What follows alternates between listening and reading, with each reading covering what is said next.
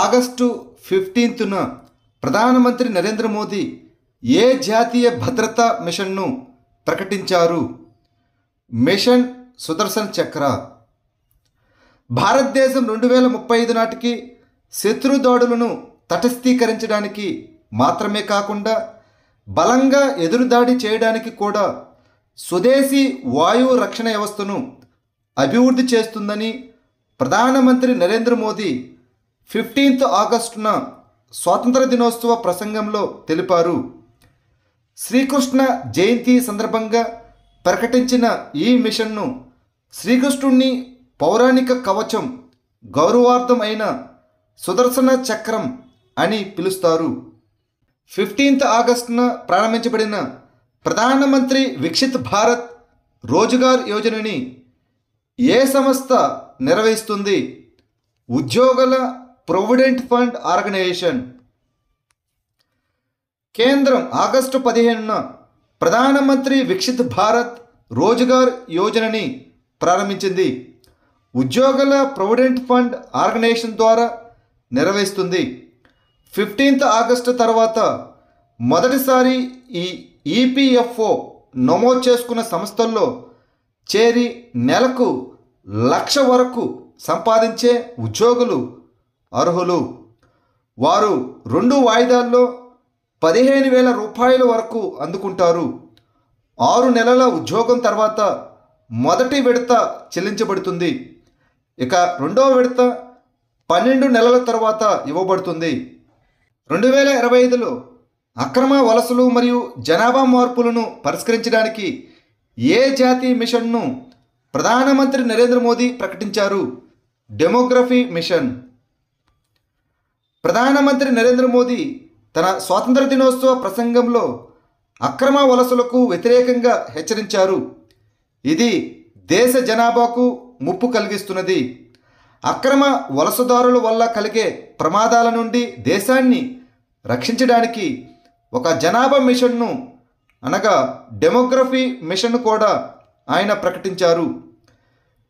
చొరబాటుదారులు దేశ యువత జీవనోపాధిని లాక్కుంటున్నారని ప్రధానమంత్రి నరేంద్ర మోదీ అన్నారు. వారు మన సోదరీమణులు మరియు కుమార్తెలను లక్ష్యంగా చేసుకుంటున్నారు. స్వాతంత్ర దినోత్సవం నాడు ప్రధానమంత్రి నరేంద్ర మోదీ ఎర్రకోట నుండి జాతిని ఉద్దేశించి ఎన్నిసార్లు ప్రసంగించి ఇందిరాగాంధీ రికార్డును బద్దలు కొట్టారు? 12 సార్లు. ప్రధానమంత్రి నరేంద్ర మోదీ శుక్రవారం 79వ స్వాతంత్ర దినోత్సవం సందర్భంగా ఎర్రకోట నుండి జాతిని ఉద్దేశించి ప్రసంగించారు.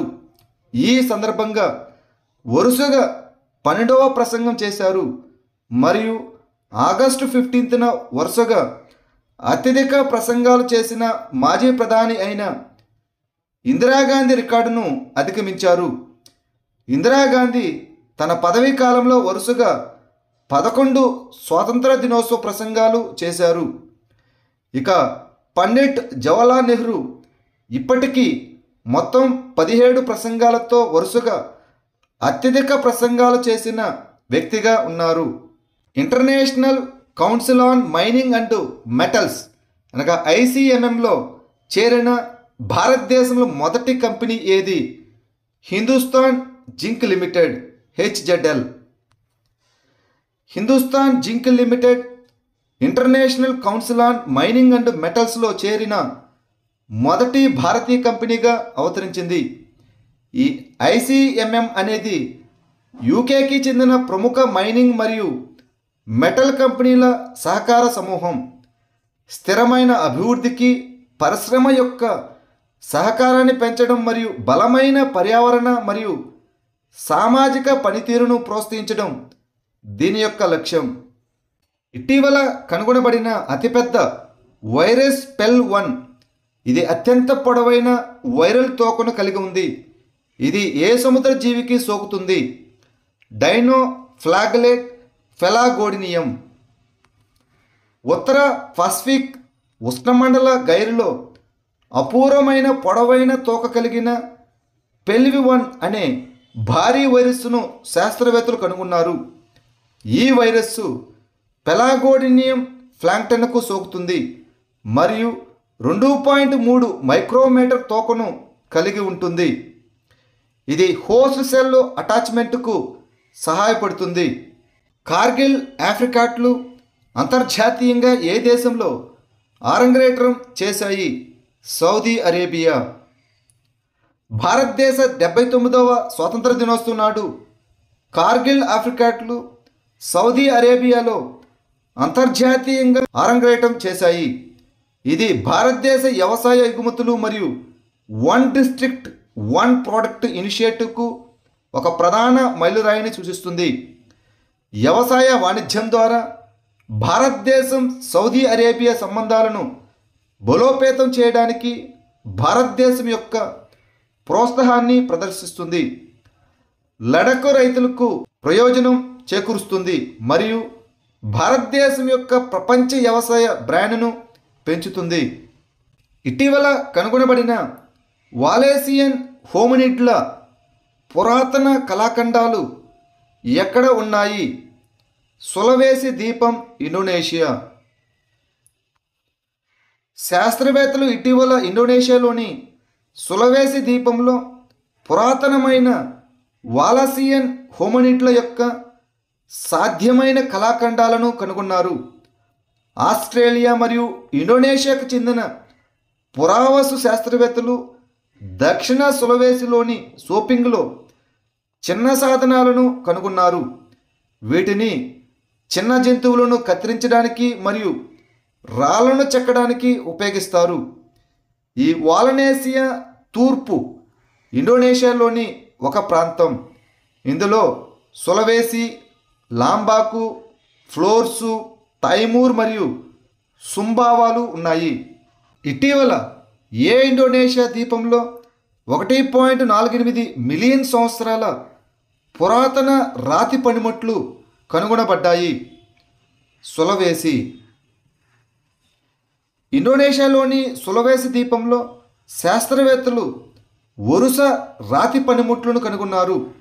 అవి 1.5 మిలియన్ సంవత్సరాల క్రితం ఆసియా మరియు ఆస్ట్రేలియా మధ్య ఉన్న ద్వీపాలలో నివసించిన మానవులు, వాలసీయ ప్రాంతంలోని తొలి మానవులు అని వారు చెబుతున్నారు. ఆగస్టు 2025లో భారతీయ జలచరాలు ఫ్రెంచ్ సబ్మెర్సిబుల్ నాటిలేను ఉపయోగించి ఏ సముద్రంలో 4025 మరియు 5002 మీటర్ల లోతుకు డైవ్ చేశారు? అట్లాంటిక్ మహాసముద్రంలో. ఫ్రాన్స్తో కలిసి సంయుక్తంగా చేపట్టిన మిషన్లో భాగంగా భారత జలచరాలు ఆగస్టు 5 మరియు 6 తేదీల్లో ఫ్రెంచ్ జలాంతర్గామి నాటిలేను ఉపయోగించి ఉత్తర అట్లాంటిక్ మహాసముద్రంలో లోతైన డైవ్ను విజయవంతంగా పూర్తి చేశాయి. ఆగస్టు 5న నేషనల్ ఇన్స్టిట్యూట్ ఆఫ్ ఓషన్ టెక్నాలజీకి చెందిన శాస్త్రవేత్త అయిన రాజు రమేష్ పోర్చుగీస్ తీరంలో కోటా సమీపంలో 4025 మీటర్ల ఎత్తులో దిగారు. ఇటీవల జెల్లీఫిష్ల సమూహం కారణంగా ఏ దేశంలోని గ్రేవ్లైన్స్ అణువిద్యుత్ కేంద్రంలోని బహుళ అణు రియాక్టర్లను తాత్కాలికంగా మూసివేశారు?